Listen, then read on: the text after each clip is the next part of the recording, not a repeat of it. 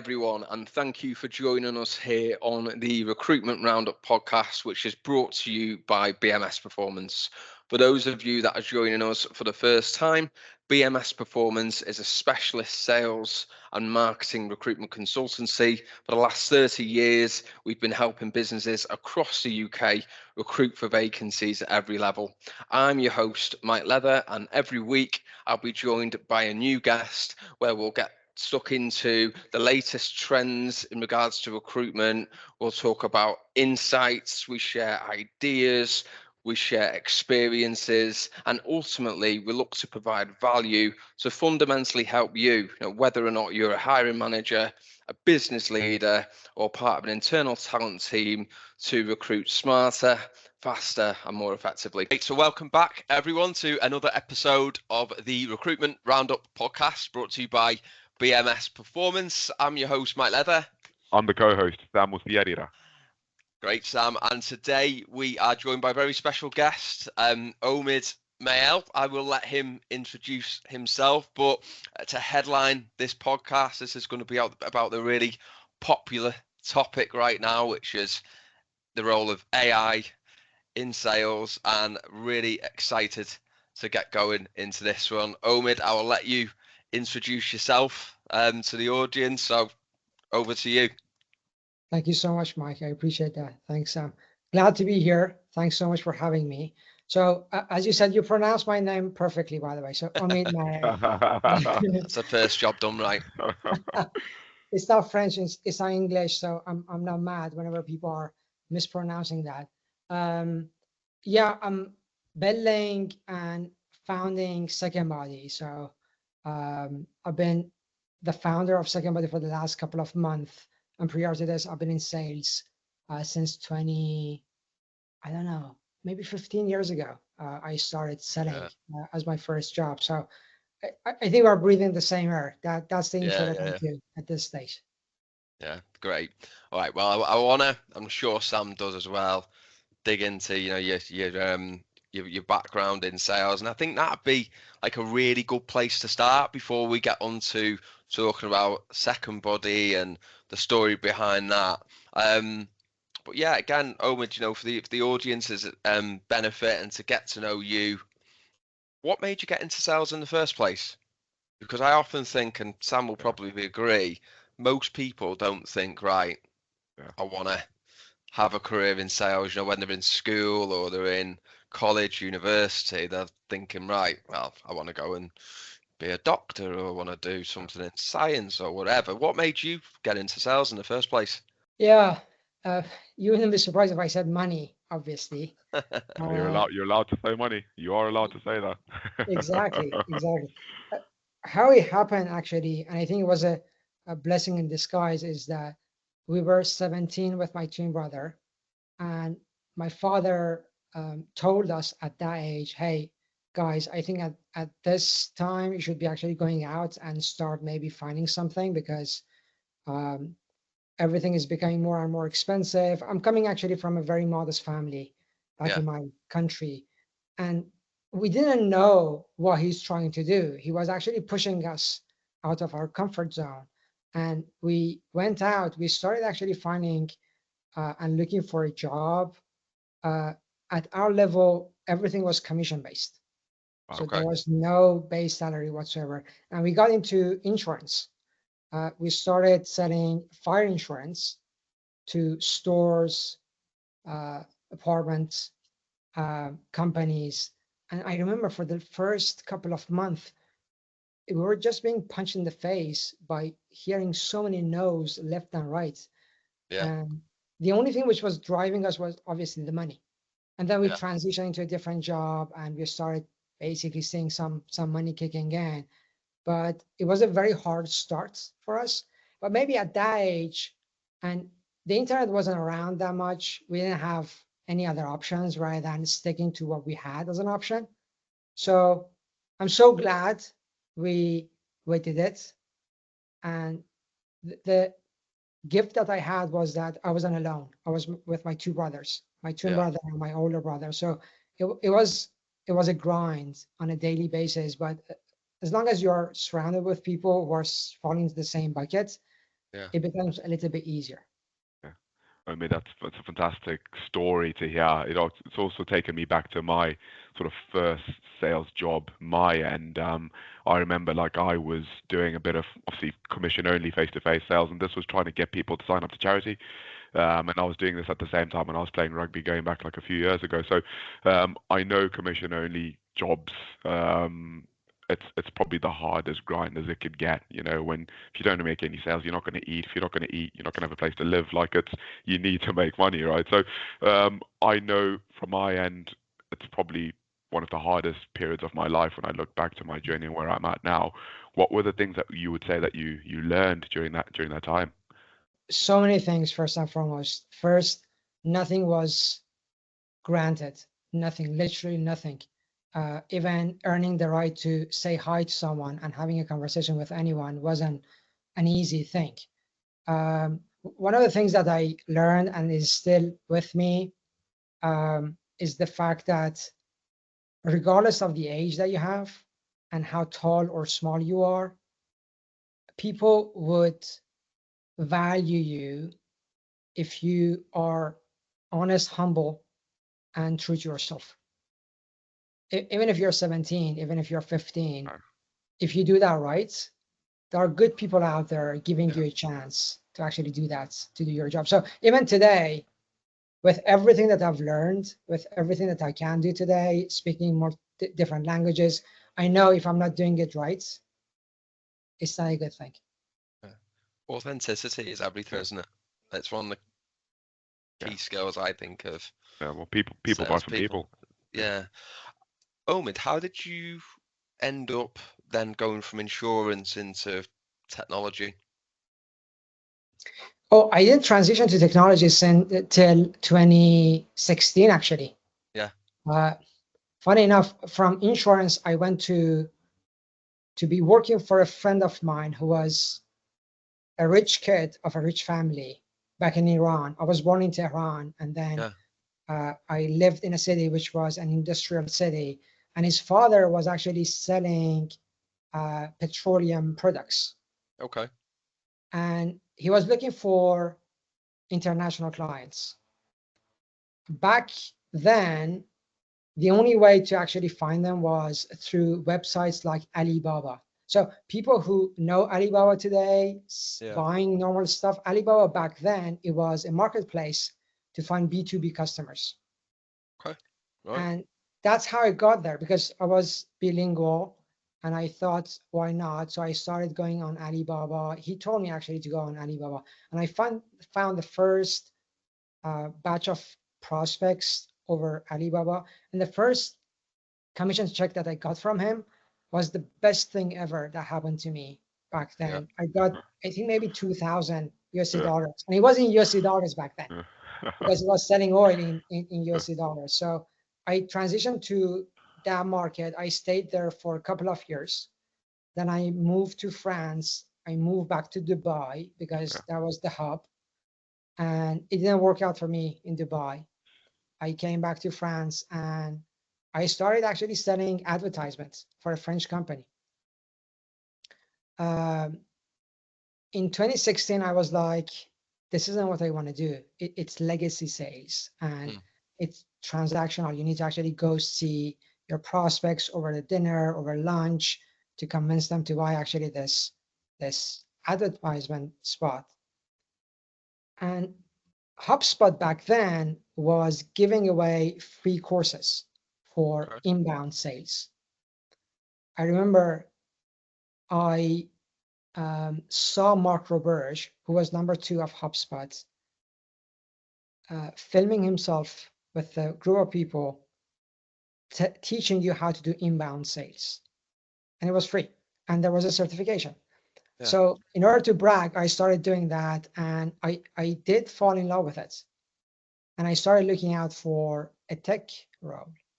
And the transition happened actually back in 2016 when I found a SaaS company back in Paris who said yes to me. Yeah. And it all started there. Yeah. Okay. Interesting.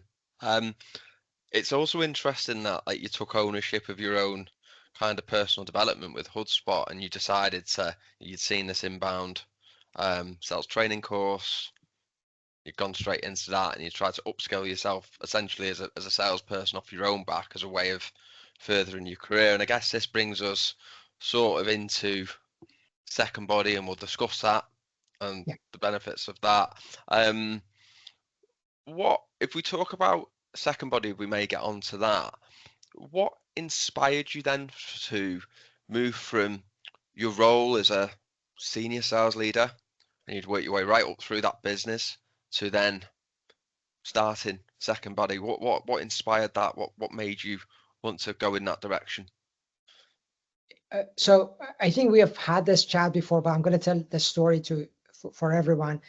I didn't choose SecondBody. I think SecondBody came to me because I was the first prospect, first pilot user of SecondBody. At some point, I was actually the first client of SecondBody. In my previous role, I was running a team because I was the first sales hire in my previous company's Livestorm. I joined them back in 2019 as the first sales hire, employee number 9. So it was very, very early for them. And the game that they were having and they were playing was a PLG motion. The company was making money. They were actually doing roughly 45,000 euros per month of MRR only through PLG. So no sales-led motion whatsoever. And I think it was one of the best experiences I've ever had so far, joining that company and building everything from scratch. So long story short, I was fortunate enough to grow a team from 0 to roughly 55, 57 people across different functions. So we're talking about BDRs, AEs, AMs, even customer success managers. And when you're growing a team at that pace, because COVID happened and we were doing ×8, literally. We were rolling, we were making a lot of money. And if you're hiring, onboarding, everboarding people at that pace, the least that you have is time. You cannot basically sit down and say, okay, I'm gonna sit down with Sam and onboard him as I used to do, right? Because you've got maybe a team of 10 people like Sam. How would you actually do that? Anyway, I was juggling between these problems and challenges, and someone reached out to me on LinkedIn. It was 2022. There was this Broadway actor all the way up from New York who LinkedIn messaged me saying, hey, I'm building this SaaS and I want to see whether or not you're open to even seeing a demo. I was intrigued, by the way. I sat down and I had a demo with him, and I think 10 minutes in, I had goosebumps without even exaggerating, because the technique that he had used to build that SaaS around his solution was the exact same technique that me and my twin brother actually used when we were 12, learning English. So as you can hear, I have an accent. English is not my mother tongue. French is not either. I'm a self-taught person when it comes to speaking French and English. And how we learned was to listen to BBC cassettes, reading through the scripts, rewinding them, and repeating over and over. So it was a repetition-based practice methodology. And he had built that SaaS around the same methodology, and I was blown away. So I was a big believer from the get-go because I had already done it. Long story short, I said yes to a pilot, and I took 7 people into a cohort out of my team. And 7 weeks in, I had seen 2 things change. And I knew they were actually thanks to that pilot. One was the average contract value. We had improved that by 27%. And the second one was the sales cycle. We had been able to shrink that from 7 weeks to 4 weeks. Wow. So for a company selling to SMB enterprise, that's a huge game changer, right? Yeah. Long story short, I was like, I have never seen such a thing like this in the market. The founder, the original founder, was super kind and candid with me. And he said, hey, if you want to join me to be bringing this to the market, come on board. And I actually resigned. I left my shiny title, shiny salary. I was making good money actually back then. And I said, if I don't do that, I'm going to regret this. So last year, I joined SecondBody, full-time co-founder. And later on, I took over the CEO role, taking SecondBody to the next level. And we're still grinding at this stage. Yeah, 100. Right, there's a multitude of ways we can take this conversation now. Sam's probably thinking the same thing. I definitely want to talk more about SecondBody, but I would love to spend a bit of time over talking about your journey. You know, you've grown a sales team from 0 to 55 people, high volume, scaling a business. There'll be sales leaders that listen to this that are in that same situation. It'd be great to hear a bit about your experience with that, what the challenges, and I also want to talk around these impacts of SecondBody, but more about what did they improve, like the actual salespeople, because that's incredible results off the back of it. But like, what did they improve? So maybe we start talking about how you grew that team and your challenges around that, and then we move on to going through SecondBody. Absolutely. I love that, by the way. I think back then, one thing that I failed at, and I'm so blunt about that, is hiring the wrong people. I was having the pressure of hiring fast because the company was growing. And we thought we were going to actually do that on our own. It's going to be fine. And we made a bunch of different hires, and we realized it's not working because I was biased. I thought as soon as someone is likable, is speaking English with 0 accent, he's going to be doing a fantastic job. I didn't know how to basically sit down and look into candidates who are off market, because they are the ones who are going to be the A players, right?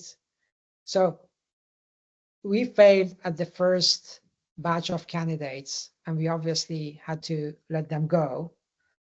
But whenever I think about that again, even if we had people who were hired and being onboarded, and the impact of obviously SecondBody later, what stands out today is that you want to have someone who is coachable. That person could be a killer, who could be an A player, right? He could be an elite seller, right? If that person is not coachable, it's not worth it. I saw that because I realized if you're a leader, your job isn't simply to sit down and look at the dashboards, is to be on the front line, seeing how everyone is selling, whether or not they're speaking the same value prop, using the same terminology, talking to the same personas. And it was giving me this gut-wrenching feeling to see those A players that we had hired, and we thought they were going to be doing a very good job, doing it on their own terms. And by the way, there's no flaw if you have your own playbook. But if you think you can come in and break the system saying that this is my way, I'm going to do it my way, you're going to burn the opportunities till you prove that you were right or wrong. For a startup at that stage where we were basically playing in, that's the wrong thing to do. You want to have people who are humble enough to say, even if I know my job, show me what works. Show me your messaging. Show me what didn't work. And their job is to basically replicate that pattern. And then find their own way down the line as soon as they have earned the rights. So that was a huge mistake. And obviously it made us lose some money, some revenue, because we were doing a lot of inbound because of COVID. And those opportunities that were gone, you cannot retrieve them. It's already too late. It's gone to the competition that you have. It's gone to Zoom because we were competing with Zoom. And you need to wait for another 12 months. So what do you do with that rep? You would actually sit down with him saying, hey, you made a mistake. Are you open to rewinding it, but doing it differently? And that's the aha moment. Some people that were like, sorry, mate, I'm not going to do that. Even if you're my manager, that's the way I'm selling. And that has been a big red flag. Even today, it's the same mindset, isn't it? Versus having a growth mindset situation. I also think as well, we also need to look for people that can actually retain the information and then apply it, because you'll get people that they can be coachable, but then they have challenges actually applying what they've done as well and delivering that into their sales process or when they're speaking to a prospect. I'm sure Sam has got questions. I'd love to find out, Omid. So you've been through this process whereby you've hired the wrong people, then you thought, right, well, let's look outside of industry. So perhaps hiring for actual skills rather than specific experience. What were some of the things that you changed within your interview or your assessment process to find those people and identify coachability, skills, etc.? I love that question for so many reasons, because I figured it out on my own, and I was like, I'm proud that I'm doing it this way, because I was seeing the first wave of positive signals on the back of that. I said to myself, that's a very good thing to sit down and have a very friendly chat with Sam as a candidate. We are likable, we like each other, we are speaking the same language, we get along, but let me see him in action, right? So we would do 3 rounds of role plays. One is going to be you being prepared. I'm giving you a scenario. I'm giving you everything that you need. And what matters to me is how you would do that. And it's going to last only 15, 20 minutes, no more than that. And I tell Sam, I don't want you to worry about the product that we're selling, the persona that we're selling. I want you to be even selling the actual product that you're selling at your current company. Take me as your persona. Show me how you would do that. I'm looking for a pattern, right? How is it that Sam would do a discovery call by unpacking the pain that I have? Boy, the number of people that you can filter out through that step is crazy. Oftentimes you sit through a monologue where they start talking about themselves, their company, their value prop, the problems that they're solving, and you don't even talk. And at the end, I pause, I say, Sam, how do you think you did? Those who are humble enough, they say, I think I did okay, but do you have any feedback? If I were to rewind, how would I do that differently? So some of those people that I remember, they were like, it's been working for me and I did very good. And at that stage, I'm like, okay, I think we're going to part ways. Obviously, I am very polite with them. I tell them that it's not going to work for so many different reasons. But those who are like, I mean, I don't know, how do you do that? And you would actually give them the framework. You would do the role play by rewinding and changing the roles, saying, okay, Sam, you know what? I'm going to be you. You're going to be me. Let's do that for 5 minutes. And you show them what good looks like. And if Sam, for the next round, does the same thing that he did without taking anything, any tip that I've shared with him, again, that's the second red flag. And you're like, okay, I'm not going to spend my time with someone who's going to suck up my energy, my time, my focus throughout the onboarding. And I'm going to realize that he's actually doing it on his own terms while I'm giving him the valuable prospects that we're giving him, right? Incredible. There's loads to dive in, Omid, and thank you so much for that overview. I think, Mike, you'll agree with me. Role plays are, I've never met anyone that ultimately loves the role play. They've got this way of making everyone in sales just feel a bit uneasy, and it takes a special candidate who's got something about them to be able to take themselves through that process, but also have that growth mindset in terms of, it seems like that's where SecondBody sort of comes in. It's a great way for us to transition because it looks like the right kind of salesperson to implement it and be successful with it has to have that mindset to do it. So I think it's a great way for us to segue nicely into SecondBody, because Mike was talking about how it's been able to impact and make these changes. We are we're singing your gospel too, because we're avid users. So do you maybe want to give us a bit more of a steer as to what SecondBody is and what it does, just for our audience, and then we will then I'll have a few questions for that ready. Absolutely, would love to. SecondBody today is generally considered as the first conversation practice platform, but designed specifically for high stakes conversations, for any revenue work. What we do in a sentence, or in simple terms, we allow revenue leaders and companies to capture and store and share the free-flowing conversational knowledge at scale. What we know is that in a team of 10, there are A players and average players. the goal is to have a container of conversational knowledge where A players are showing the rest of the pack what good looks like.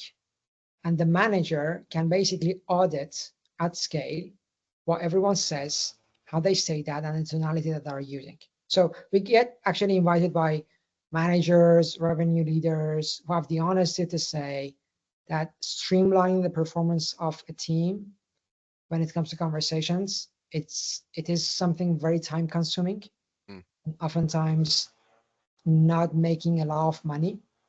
So that's where we chime in. And we are basically the missing puzzle of the learning and development of any revenue org. Yeah, I love that. I personally think that any company that aspires to have a high performing sales team also needs to drive a culture of learning and development and growth mindset. And I think it's really key. What would you say your overall mission is, Omid, with SecondBody? I look up to Notion a lot, and I don't know whether or not this is something that you use, but Notion is a productivity platform which is used to store company knowledge. So you talk about G Drive or anything similar. Notion is actually doing it for companies where you can store anything around projects, products, personas through text into a connected workspace. When it comes to conversations, there is nothing built out there today like Notion. Yeah. Our mission is to allow companies to protect their conversational IP at scale so that by the time the A players are gone and new joiners are joining, it's going to be super easy to streamline the performance of everyone asynchronously. So I've just got to play devil's advocate a bit. So we've obviously touched on some of the amazing stuff that SecondBody is clearly doing, and when you think about the future, but I'm really interested in the ESOP from a sales leadership or equally from a high performance point of view. And artificial intelligence has got lots of positive reviews in some instances, but it also divides opinion. There are some skeptics that probably feel a bit apprehensive in terms of, wow, this technology, if it gets into the wrong hands, what can it do, right? So I can imagine from your end, as SecondBody, and we've spoken clearly about helping people develop and progress. What would you say to people that are a bit more like, well, the SecondBody or equally this artificial intelligence, when we're upskilling the different members of our team, what if it's here to, disrupt and maybe take our job? I imagine some people think that way inclined. So what would you say to someone who has that kind of mindset when they're looking at AI and the future, the stuff that you guys do? Yeah, that's such a good question, Sam. I've been working with a mentor for the last 3 years who is a solid mentor. And I oftentimes run these kind of questions by him because he gets to work with Fortune 500 companies, Series C companies, and they're basically going through the same sort of transition. One analogy that he used, and it stood out with me, was he reminded me of the time where there were men standing in elevators. Do you remember them? And you would enter the elevator, they would ask, which floor, please? And they would press on the number to take you to that level and then going down. Those people are gone, right? Things change. Automation is replacing so many things, but those people, they also evolved, right?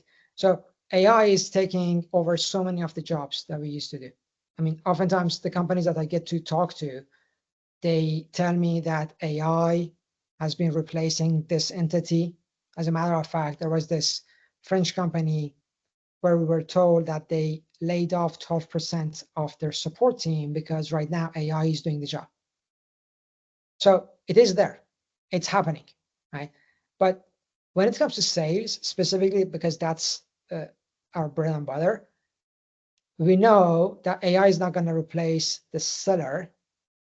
The human using the AI is going to replace the seller.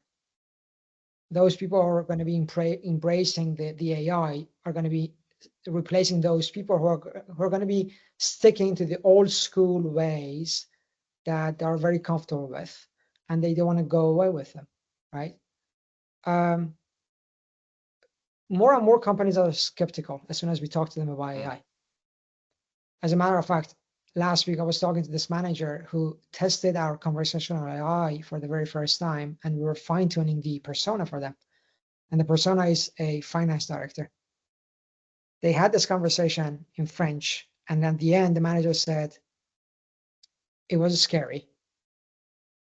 And she was very serious when she said that. I thought she's joking, but she said, no, this is scary because I know if the AI can do this, she can probably also do the job that some of my sellers are not doing. Yeah. Right? The mundane tasks like setting up the meeting, going through the gatekeeper. But again, we think we are empowering people with AI. We are not going to be replacing people with AI. That's for sure, because our services are not built with AI only. We are powered by AI. There's a fundamental difference between companies who are built around AI and companies who are empowering their services through AI. ChatGPT 5, which is going to be around in a couple of months, is going to be steamrolling so many companies and so many roles. What will that do differently, Omid? Just out of curiosity. So the way you see ChatGPT 4.0 and the difference between ChatGPT 4.0 and ChatGPT 5 is like day and night, literally. So even us using ChatGPT 4.0 on a daily basis, we are making assumptions. We think this is going to do this or that, but we might be wrong. As of today, ChatGPT 4.0 can do so much that ChatGPT 4 couldn't even do. So right now you can talk to ChatGPT 4.0 as you have seen the demos. Yeah. And he understands the context, the gestures that you're making, the movements of your eyes, which could sound a little bit scary. But again, the assumptions that we are making about ChatGPT 5 is going to be maybe wrong, but we know it's going to be way beyond what ChatGPT 4.0 is doing for us. So Mike, back to your question.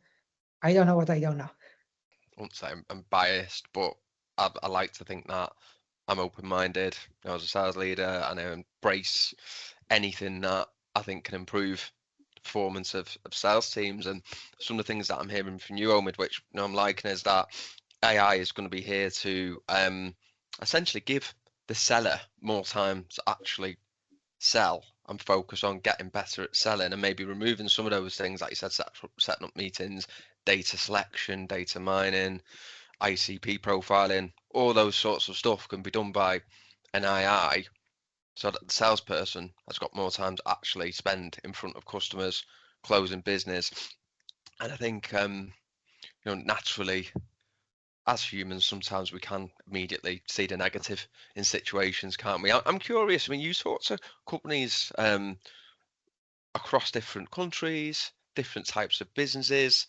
What would you say the overall appetite is out there to embrace AI, like broadly speaking, within a sales team, within a sales process? And if there are any companies that you feel that countries, that you feel are maybe a bit further ahead than other ones? I mean, there are definitely companies and countries who are way ahead of the curve. I mean, the US is having a level of maturity that I'm not seeing across other continents, even Europe. UK is closer to the US. France is very, very far. And then when you talk about other countries and other continents, they are not even having the same level of understanding of what US companies are understanding when it comes to AI. Back to the first part of your question, Mike, I think there is a huge appetite for companies to utilize AI because they're realizing that not only it's going to be way more cost effective to implement AI, it's going to be more accurate, more precise to allocate tasks to AI. But there is obviously a time for them to make that happen, to make that stand up. That's why they go through companies like us, like startups who are super fast in implementing AI, right? We talk with Fortune 500 companies, and they're super slow.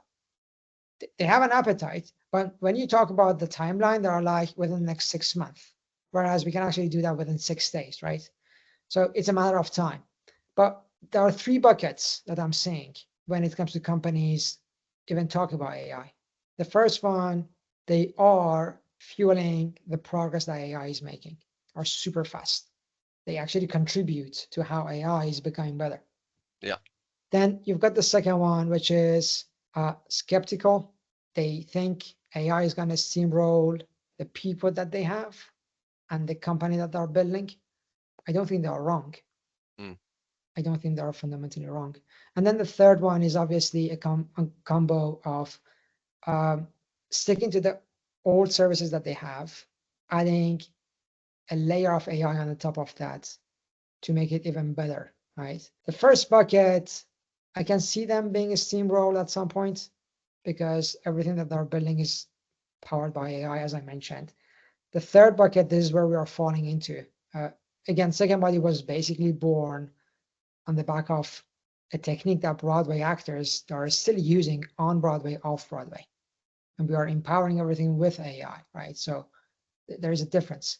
But services that are purely built with AI, I have mixed feelings. I can give you an example, actually. We are backed by an accelerator based in New York called Antler.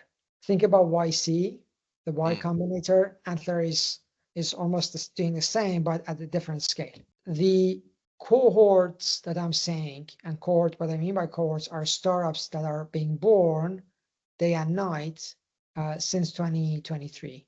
The majority of them that are built with AI. They would actually come up saying, okay, I can do mail automation at scale.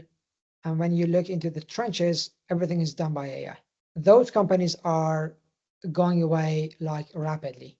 As a matter of fact, I knew a cohort based in Europe.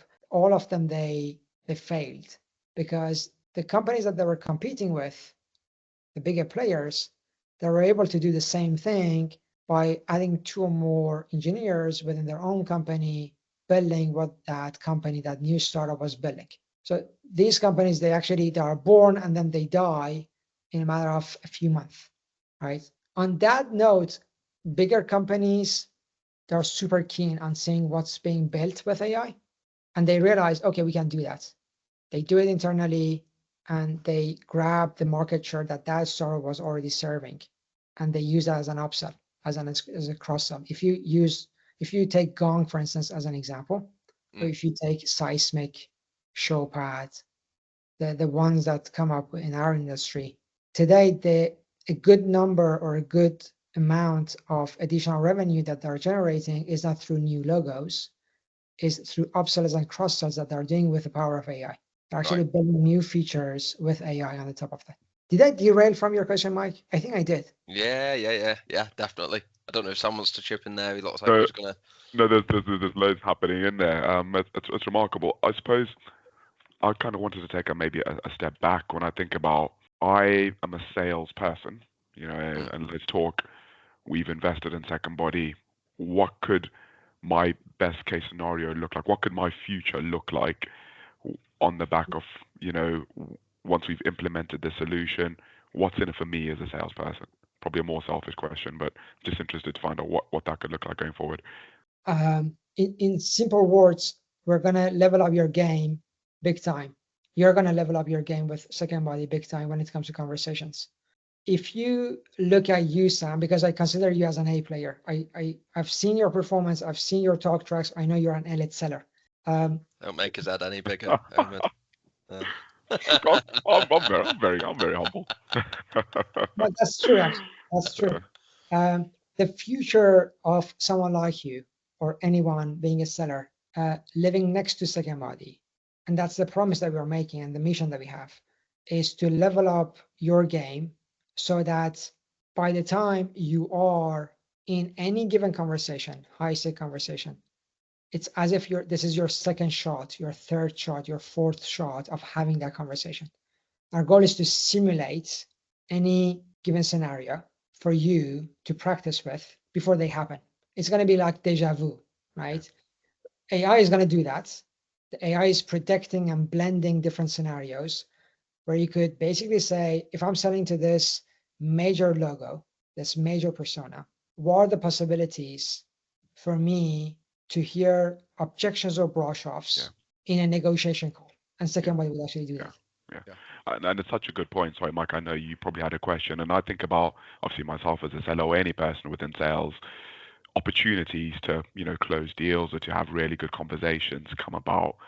You could be working on a prospect for, 3, 6, depending on the sales cycle, what you're selling. And when you finally get that meeting, and if you haven't had that opportunity to understand what those objections are, it's like within any industry, practice makes perfect. And if you think about, the top football players that bounce the ball against the wall so that by the time that moment comes in the World Cup final and they've been kicking the ball against the wall when they're 6 years old, when that chance comes, they've probably got a higher chance of being able to predict the outcome and score.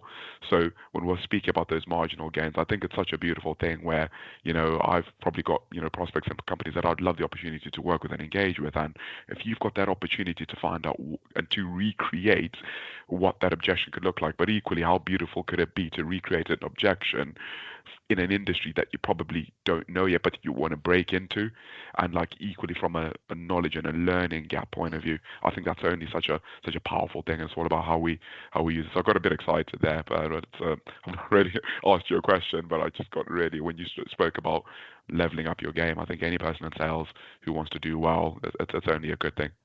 Yeah, no, I think your analogy is great there, Sam. Not to jump about too much, Omid, but I'm keen to know what would you say to companies to sort of help affect mindset change? Because AI is here, it's going to keep developing. Sales isn't going to get any easier, regardless of what industry sector that you sell into, what part of the world that you sell into. The game keeps changing. Pickup rates become harder as well. So we have to put more in usually to get the same out, or we may have to make more calls to speak to less people. So when we're speaking to people, we've got to maximize those engagements. So it seemed logical that we'd, as sales professionals and sales leaders, we'd always want to be trying to improve our performance and get better. But then we've got the sales community who are somewhat skeptical and fearful of AI. What sort of things would you say to companies to try and help affect that mindset change? I think at the end of the day, regardless of whether or not you want to change your mindsets or not, in 2024, there's one blunt truth, and that is companies, they want revenue and they want less failure because they cannot afford that, which means if you as a manager, as a leader, you're not open to new ways of correcting what your team is doing and improving their performance, it's going to be reflected on the company's revenue performance, and someone else is going to be replacing you.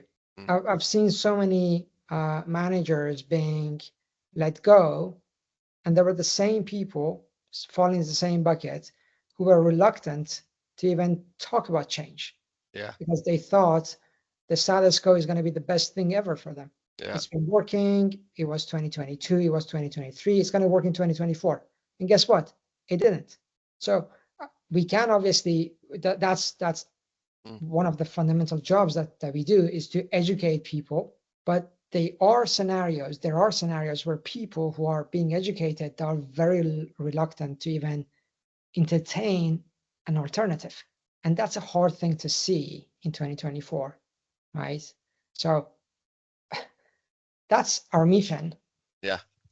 To navigate an account and to talk to so many stakeholders. So if you are the only one within that organization now willing to change your mindset, and we find other people who are open to that, you're going to be the one ending up being reluctant to that change, and people are going to recognize you. People are going to see you.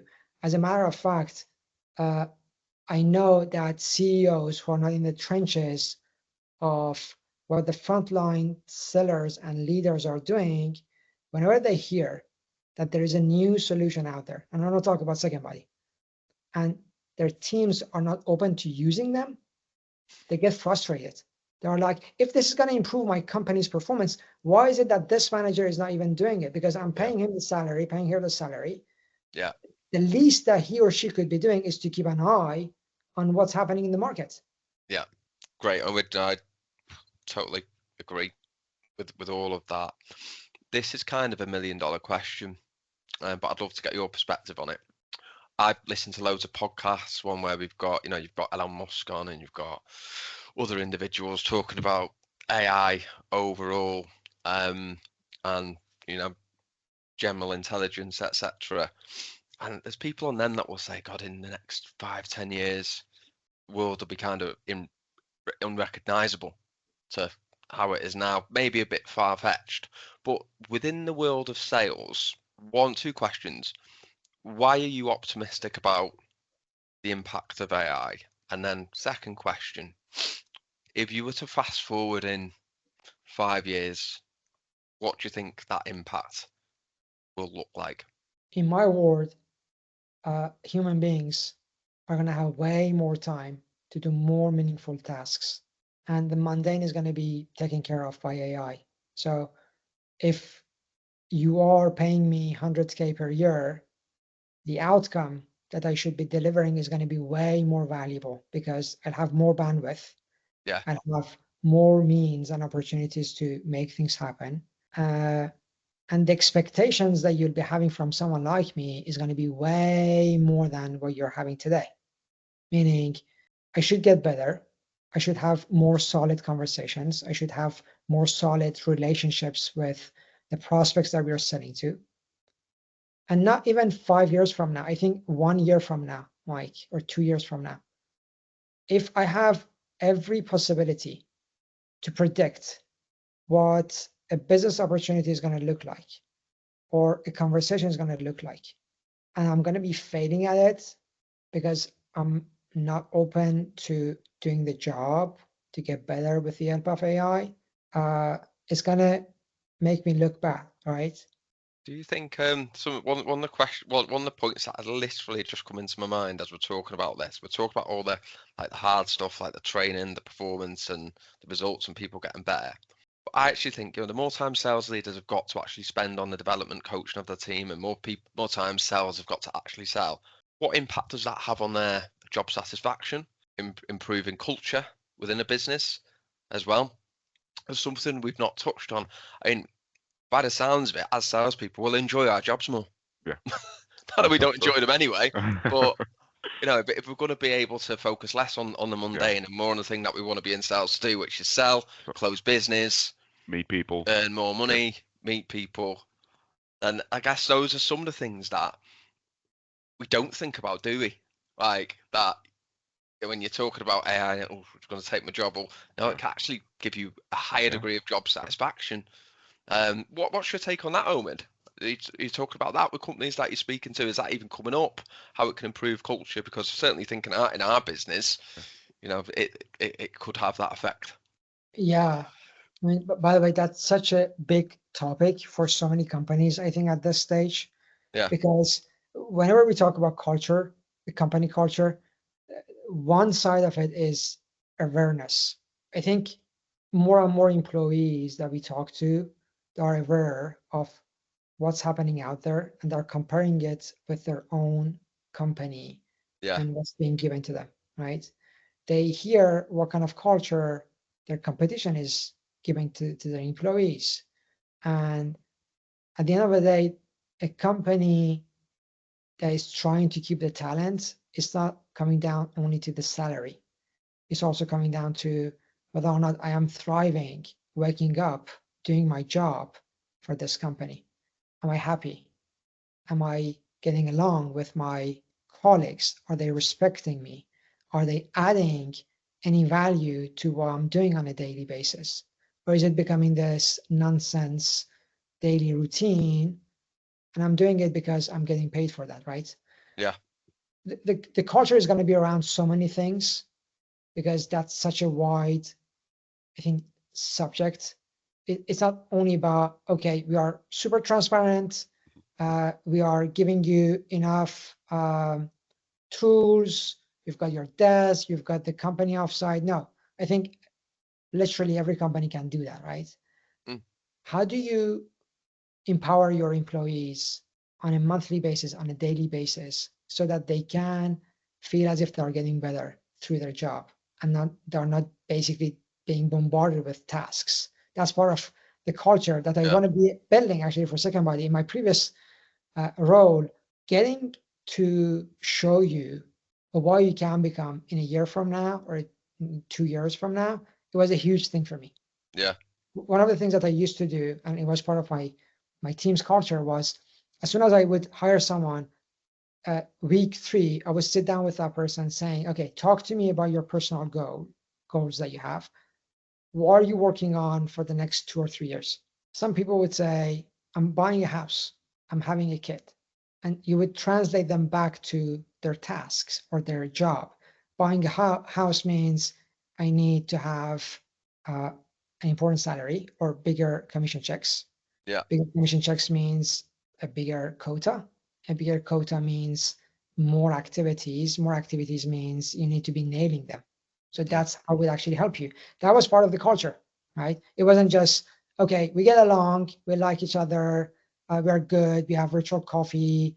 No, it wasn't. It was, hey, Mike, if you're going to go away from our company and get hired by a new company, what's that company? Let us help you get to that company. That was the culture, right? Yeah. And you basically add AI on the top of that.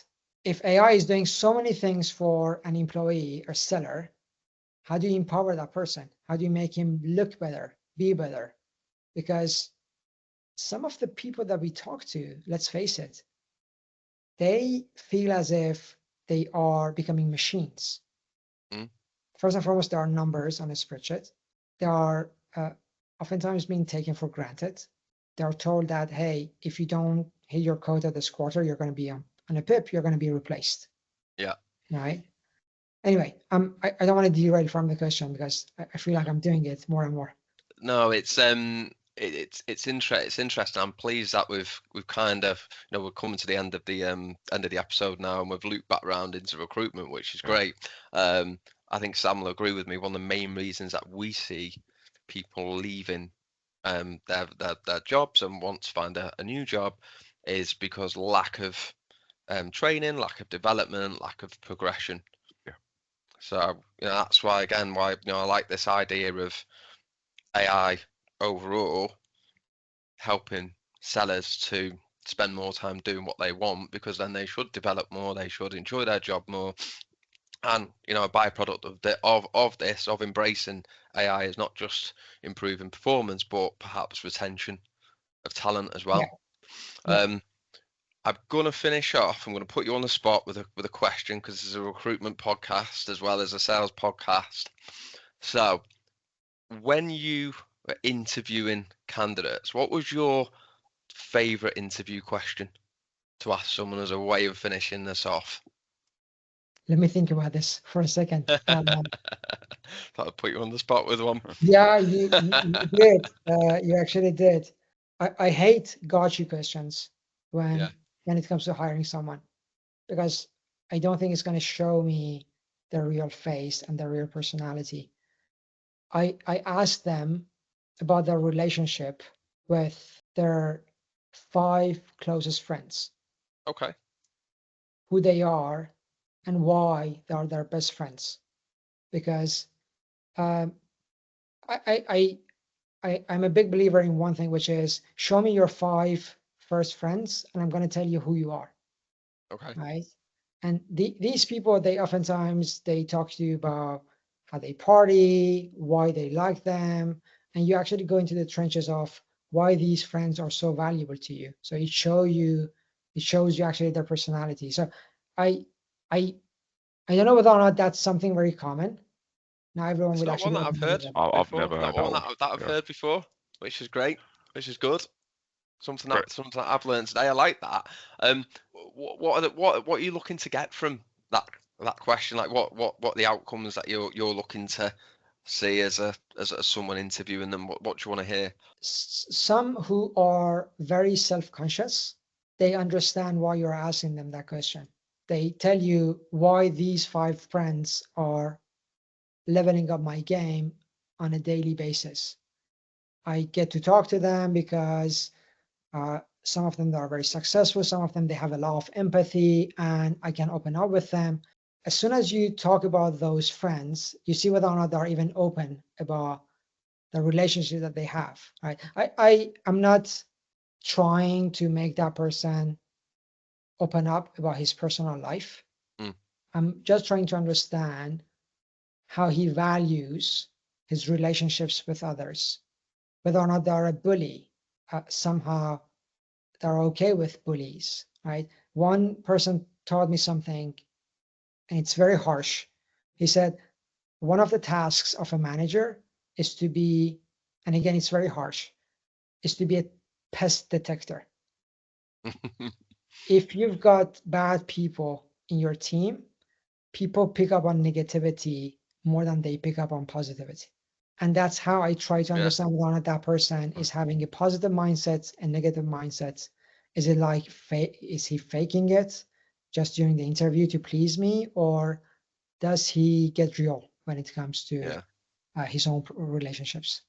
Well, I love that question as well, for everything that you've said, but also most successful people are surrounded by successful people. They all that's a common theme, isn't it? If you surround yourself by like negative people or people that are trying to pull you down or whatever it might be, then it can be then harder to like succeed and go in the direction that you want to go in. So I think that's a great question. Yeah, really good one. Really good one. Yeah. Might use it myself. I've got some interviews this afternoon, so I might pull that one in there and I'll let you know how it goes. Omid, really appreciate you coming on. Where can people find out more about you and more about SecondBody? I'm very open on LinkedIn. People can reach out to me on LinkedIn, and secondbody.co. It's our website. I mean, it's better if you get in touch with me because I love talking to people. And every 2 weeks, I accept to meet with a stranger for 30 minutes, a virtual coffee. And I tell them, why is it I can do for you, regardless. If that's making an intro, doing anything, spending time to basically coach them or whatsoever, I try to actually give back. So if there is anyone listening to this and there is anything I could do, you know where to find me. Brilliant. That's amazing. Well, thank you so much, Omid Mael from SecondBody, and really enjoyed that. Appreciate your time, and I wish you all the success with SecondBody, and I think we definitely need to do a part 2 of this at some point in the future, again, to check in on the success and get into a more detailed conversation again. So really appreciate it, and thank you for everyone that's listened. Hope it was great. Thank you so much for having me, Sam. Mike, it was a blessing. I really appreciate that. Thanks, everyone. We'll be back with another episode next week, and have a great week. Thanks for listening. Well, that wraps up another episode of the Recruitment Roundup podcast. Thank you very much for listening to the show, to watching the show. We really appreciate your support. It would be absolutely fantastic if you could give us a rating on Apple, on Spotify, give us a review. Any feedback really helps and is massively appreciated. So thank you once again for joining us, and we will hopefully see you again next week.